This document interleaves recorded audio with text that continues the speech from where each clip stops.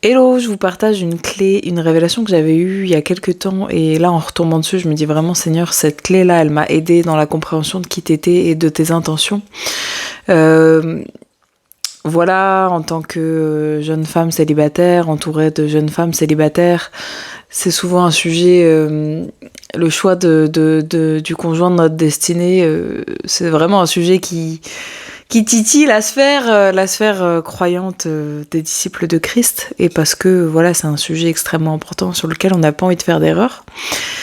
Et vraiment très rapidement, le Seigneur m'avait donné la conviction que c'était un papa responsable et qu'il n'était pas méchant, c'est-à-dire qu'il ne nous laisserait pas, à partir du moment où on cherche son intention, on cherche son cœur, on cherche vraiment sa volonté parfaite dans cette sphère de notre vie, qui nous laisserait pas galérer indéfiniment, prier pour quelqu'un, jeûner pour quelqu'un.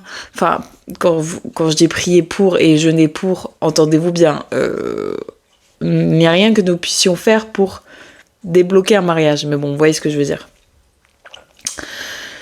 Et voilà, du fait que des fois, dans les faits, les situations, elles n'ont pas l'air de ce que le Seigneur nous a confié dans le secret. Donc vraiment, moi, c'était un combat que j'ai eu avec le Seigneur pendant longtemps, en mode, mais Seigneur, est-ce que, si tu permets que l'amour agapé pour telle ou telle personne ne passe pas, est-ce que c'est vraiment ta volonté ou est-ce que c'est la chair, est-ce que c'est l'ennemi et tout.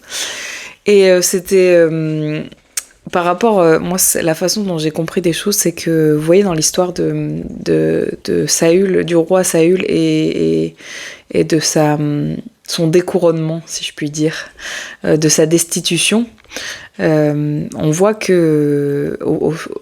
qu'en fait, suite à une désobéissance, à une deuxième même désobéissance, on voit que Samuel, le prophète de Dieu qui l'avait oint roi, on voit que il est vraiment très affecté par la situation du fait que comme Saül a désobéi, l'Éternel lui retire la grâce et l'onction pour être roi.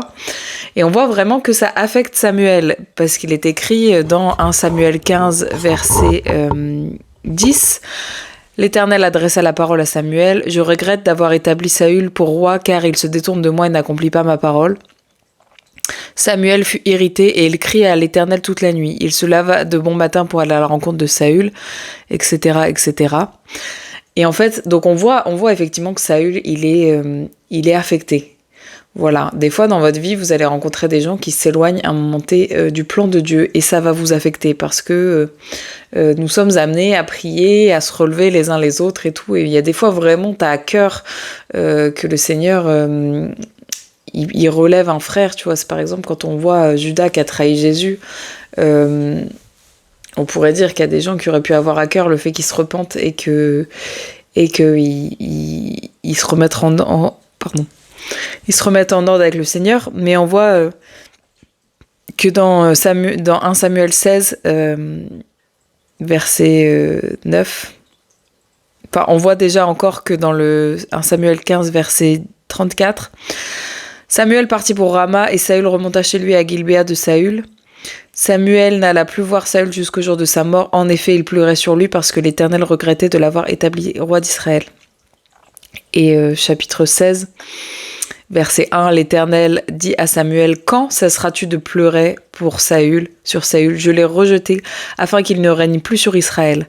Remplis ta corne d'huile et pars. Je t'envoie chez Isaïe, etc., etc. » Et en fait, moi, ce qui m'a vraiment touchée dans le caractère de Dieu, c'est qu'en fait, le Seigneur, il n'est pas méchant au point de nous laisser indéfiniment pleurer pour quelqu'un qui n'a pas envie de suivre sa volonté, ou quelqu'un qui reste dans la désobéissance, ou quelqu'un qui a désobéi et voilà que le Seigneur a retiré son onction. Donc voilà, vraiment de ce caractère de Dieu-là, j'ai appris que maintenant, quand j'exhorte les gens, je leur dis « Dieu n'est pas un Dieu méchant qui va nous laisser passer à côté des plans qu'il a pour nous parce qu'on est buté. » Voilà, faut vraiment arrêter d'écouter les autres et de ne pas laisser n'importe qui mettre la bouche dans nos situations. Parce que les convictions que le Saint-Esprit vous donne, personne personne à part lui et vous ne peut savoir.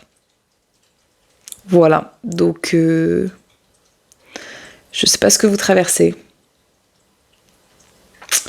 mais potentiellement, si tu sens que le Seigneur te tient la brèche pour quelqu'un et que tu vois que cette personne elle fait naps, tant que le Seigneur lui-même ne t'a pas dit quand est-ce que tu vas arrêter de pleurer pour cette personne, laisse tomber, je vais oindre quelqu'un d'autre, et ben reste à la brèche. C'est pas facile, mais avec le Seigneur on est capable de tout. Voilà, je trouve que c'est une belle exhortation. Soyez bénis.